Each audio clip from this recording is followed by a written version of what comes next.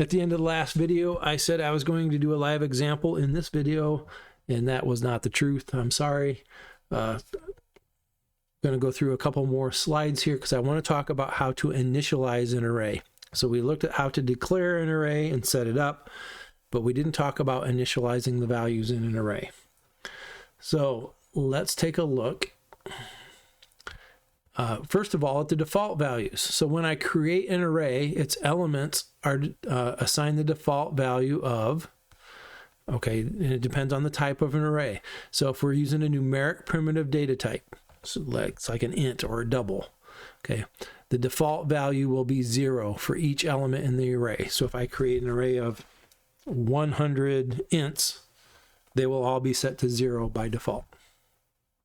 If I create an array of type char, they will all be set to the value /u 0000, which is the 0 or null value in Unicode. Okay, so it's the first value in Unicode, and they all get that by default. If I create an array of Boolean values, they'll all be set to false by default. So how can we initialize an array? So there's some shortcut methods. If we want to declare, create, and initialize an array in one step, this is a shortcut method we can use. So we can declare an array here, but rather than use the new keyword, Java will let us use this shortcut by using curly braces, and specifying some values. So in this case, I'm creating an array of doubles called mylist, and over here on the right side, I created this little series of values, 1.9, 2.9, 3.4, and 3.5, separated by commas. Now there's 4 values over here. So the Java compiler will look at this, and it will also automatically create an array of size 4 and set each of the values.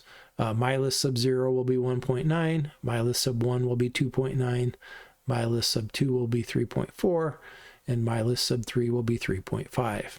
Okay.